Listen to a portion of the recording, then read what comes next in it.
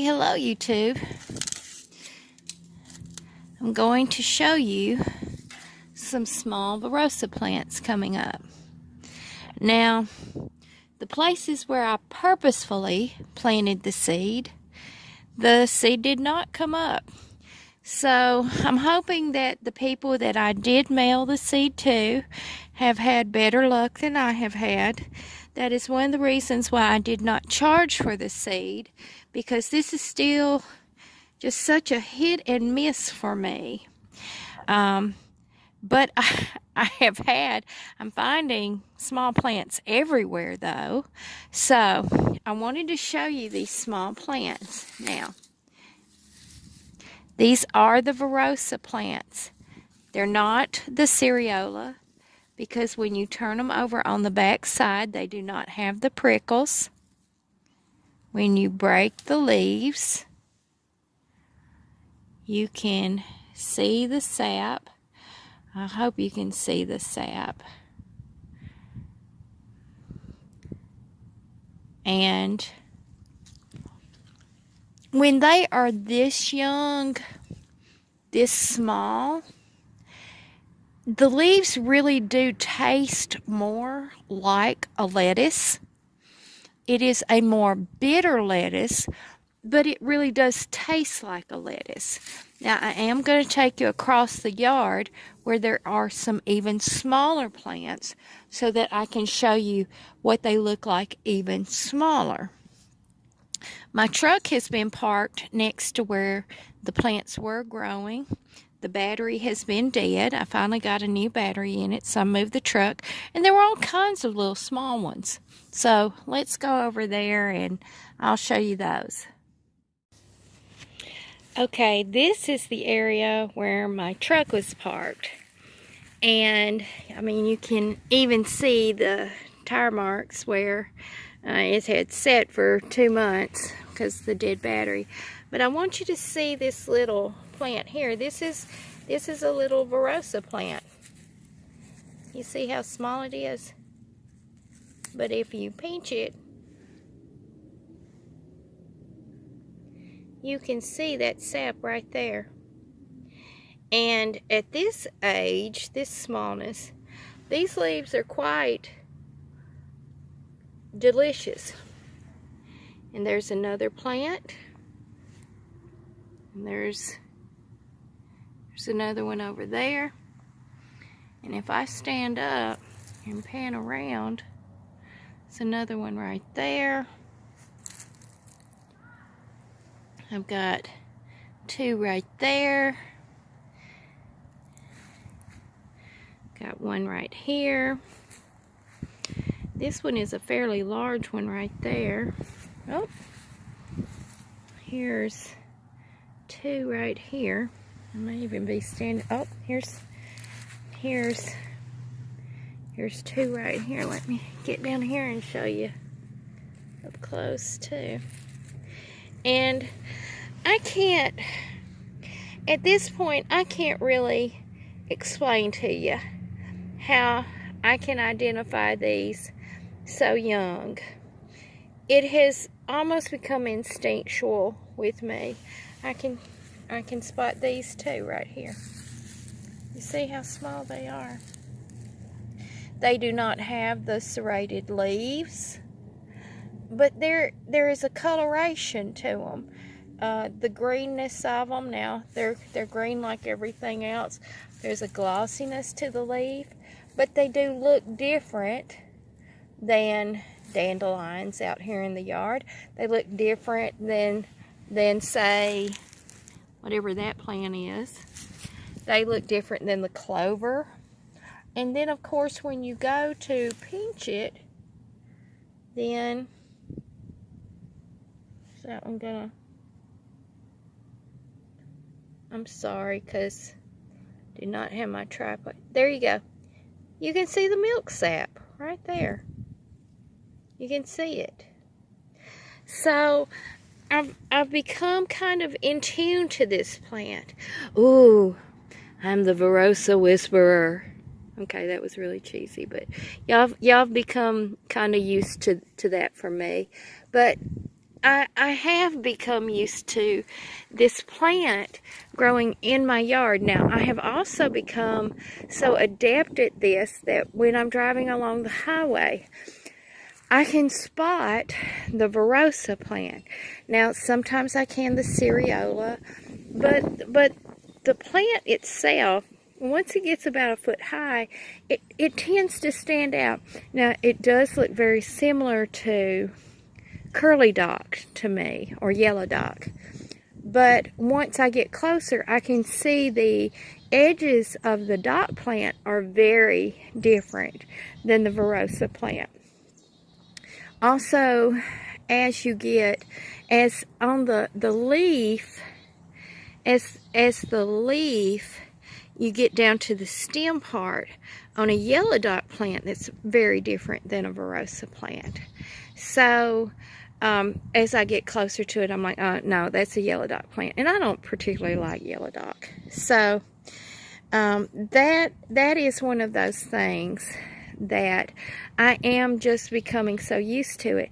And I wish I could just infuse this to everyone else, because this plant is so wonderful. But I'm very excited for all these little plants, and I will be gathering them all up and putting them over there safely. And I'm going to be putting a fence border up along this edge here, so that it will be protected.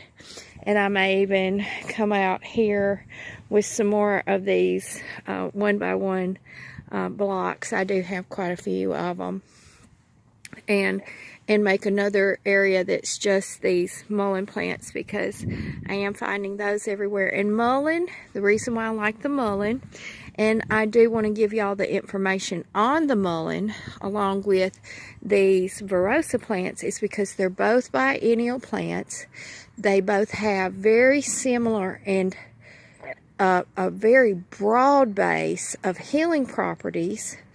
That they are similar in that they have a basal, a center that sets up a stalk that one must utilize the leaves before the plant sets flower, but that the flowers can also be used, and how the harvesting of the plant is done similarly.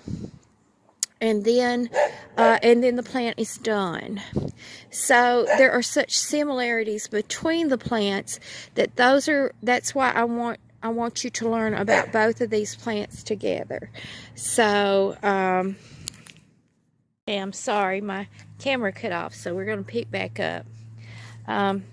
These mullein plants that are browner than the lighter colored ones here have just been put out.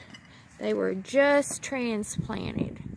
I got them from a farmer's field that is one of my places that I go to. It's next to a river, but I will pull back and show you how my little herbal medicinal bed is coming along. It's very nicely cleared out, but in this area here where I intentionally planted my Verosa plants, I have not seen many come up. But right here, adjacent to, I've got a little plant right there. And like I showed you before the camera cut off, there's several coming up right along in through here. And I've found quite a few over here in the yard that I will be digging up and putting over in the bed. You'll have to forgive my sweet neighbor dog. He's a beautiful border collie mix. I wish I could have him out to play. But the bed is actually, I've got henbit here, my pink sorrel. I think it's Oxalis I just lost it. I had it. Some of the pink clover is still really proficient in here. Proficient. I've got quite, I miss digging up some of these buttercups, but that's okay. I've got some yellow iris still in here, that's okay as well. I've got chickweed growing in here that will go into some salads. I pulled up quite a bit of my chickweed here that I'm going to be drying so that I can grind that up and add that into some as a seasoning and also as a supplement. But I did want to bring you an update on my medicinal bed. It is February the something, 8th or 9th. It has been a rough week at work, so I've just been enjoying my morning in home. It was 80 degrees the other day, and now it's 20 something, which sucks. But I'm ready for spring, and as you can see, I did a really good job in cleaning out the area for my medicinal garden. I did recently take my milkweed seed and put them out here. I'm hoping that they will be coming up.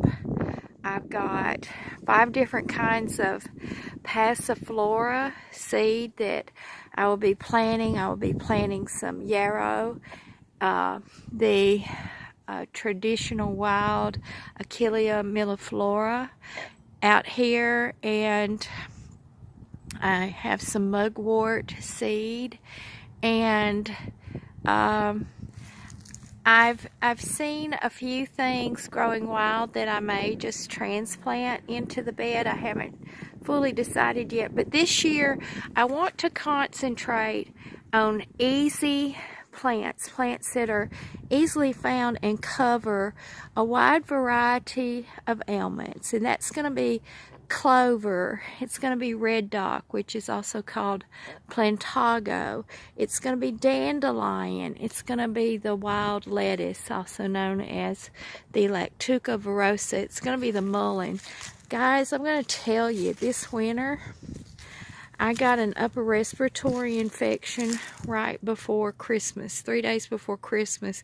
And this was one that quite a few people at work got. And we've all suffered with it for almost 2 months. Nobody's gotten over it. It's stayed this dry cough that has been continual. And if I had not been able to come out here and cut from my mullein plants, and these overwinter, these stay with snow on them, ice on them, everything, and brew my teas with this continually, I would have gotten full-blown pneumonia. But having that has saved me this winter. And I see another little wild lettuce plant right there. So, and I have mixed my wild lettuce in with my mullein tea to help me as well, because it's a great expectorant, and it's also immune boosting, and it relieves the pain from bronchitis and asthma. So I will be concentrating on these plants that are easily grown. These are weeds, you know, to most people, but I want to concentrate on about 5 or 6 of these very common. You find them in the cracks of sidewalks, up against buildings, that anyone in a big city, or you can find them in vacant lots, and you can find them in your own yard, so that you can grow these, you can harvest them, you can dry them in little jars, stick them on your shelf, throw them in a tea, throw them in a salad. Violets, my violets will be coming up, and violets you can dry, you can eat them fresh, and that's one of those things that is a broad spectrum, highly nutritious, has a lot of healing chemicals and vitamins and nutrients in it, and people just despise violets, they despise dandelions, and these are things that you can dry, you can pull them up, you can cut them, you can dry them, and have them in your little mason jars, and you can pull them out and you can add them to soups and teas and things, and make yourself these healing concoctions. So that's my plan for this year. Oh, I see another one. There's another wild lettuce plant. So when it gets a little bit warmer, I'm going to be out here digging all these little plants up and putting them back here so that the weed eater guy doesn't get them. But while it was sunny, I did want to just come out here and bring y'all an update. And again, I want y'all to remember to eat the wild things. And until my next video, I hope y'all are having a wonderful day. Goodbye.